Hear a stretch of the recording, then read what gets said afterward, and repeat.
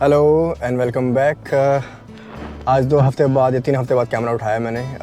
बीच में टाइम ही नहीं मिला बिल्कुल भी। एक तो वेदर भी बहुत ख़राब चल रहा है यहाँ पे आजकल, 0 के आसपास ये सारा। दूसरा कुछ काम भी आ गए थे बीच में, तो मौका नहीं मिल पाया कोई वीडियो बनाने का ऐसा। तो एक्चुअली आज आपसे 2 अपडेट शेयर करनी है। एक तो मेजर अपडेट है और एक नॉर्मल न्यूज़ है। तो पहले मेजर अपडेट के बारे में बात करते हैं। एक्चुअली हमारे पेरेंट्स आ रहे हैं हमारे को, फाइनली वो विज़िट कर रहे हैं।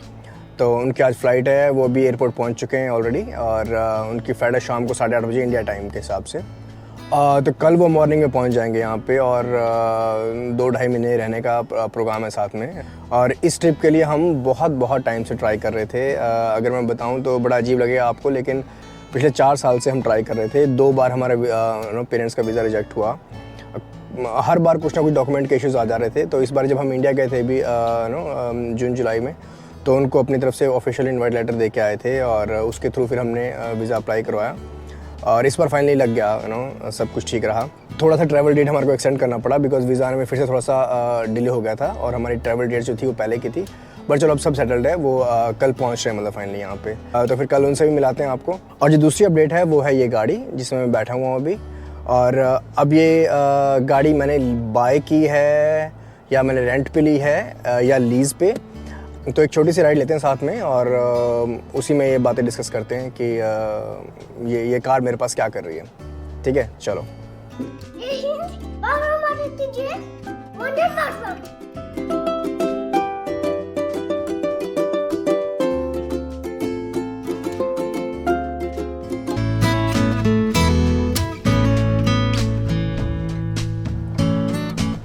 चलो फिर चलते हैं।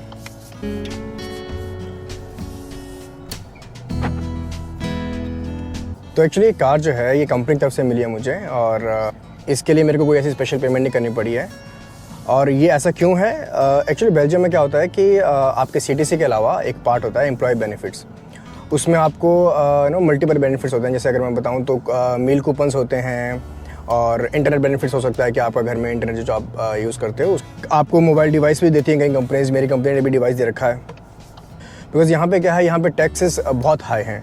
तो जो नेट सैलरी आपके हाथ में आती है वो इतनी एक्साइटिंग और होती नहीं है।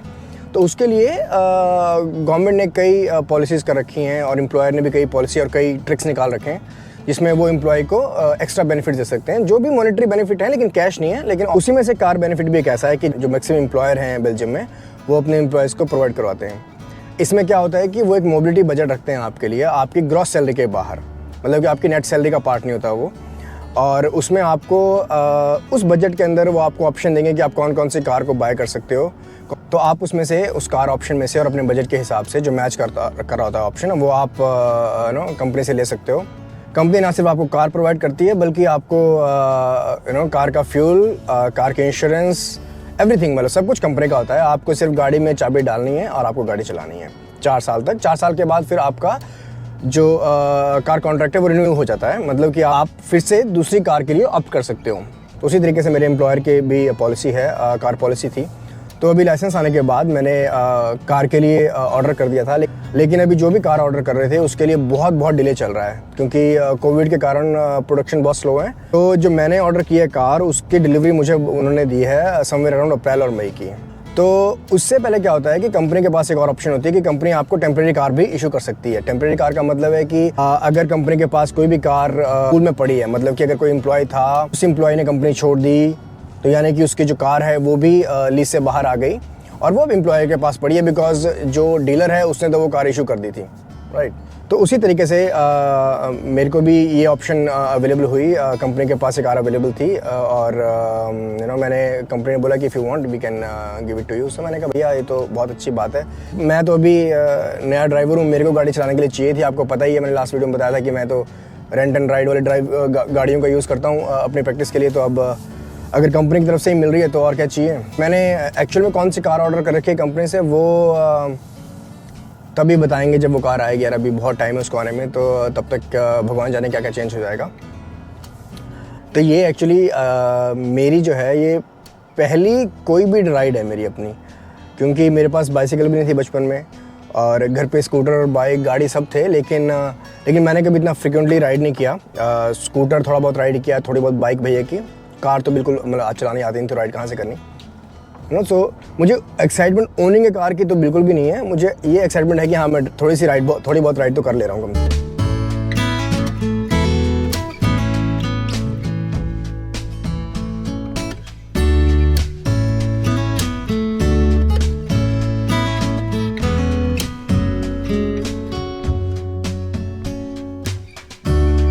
तो एक्चुअली वीडियो में इतना ही था जो मुझे आज शेयर करना था, लेकिन एक और बात है स्पेशल जो मैं ख़त्म करने से पहले बोलना चाहूँगा।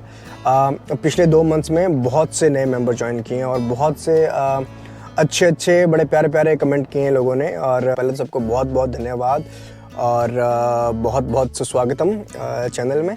और जिस दिन एक्चुअली हमारे पेरेंट्स का वीज़ा लगा है, जिस दिन हमें इन्फॉर्मेशन मिली है कि आपका वीज़ा लग गया है, उसी दिन सुबह एक कमेंट आया था एक मेंबर का। उन्होंने कहा था कि अगर कुछ कोशिश करोगे कुछ हो सके तो फैमिली साथ में रह पाए। आपके पेरेंट्स इंडिया में हैं और आप यहाँ पे हो, तो इतना बढ़िया सेटअप नहीं है ये। और उसी इवनिंग को हमारे को ये आफ्टरनून में या इवनिंग में शायद हमारे को ये न्यूज़ मिल गई थी कि उनका वीज़ा लग गया है। मैं वो कमेंट यहाँ हाईलाइट कर दूँगा एक्चुअली, क्योंकि मुझे लगता है पता नहीं वो उसी दिन क्यों कमेंट आना था उनका, और उसी दिन वीज़ा भी लगा है। तो मुझे लगता है शायद वो भी लकी रहा हमारे लिए इस बार, क्योंकि लास्ट 2 साल से तो कोई भी चीज़ काम नहीं करी थी। तो इस बार जो भी क्लिक किया है वो हमारे लिए सुपर लकी है।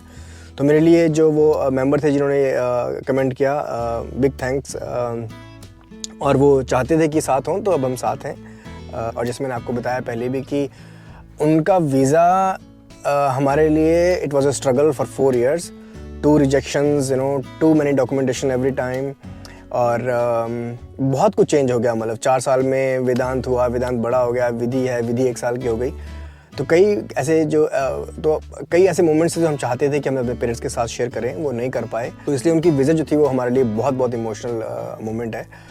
तो हम फाइनली खुश हैं कि वो आ रहे हैं। तो इसके समाचार फिर यहीं समाप्त होते हैं और मिलते हैं next time. Till then bye bye, take care.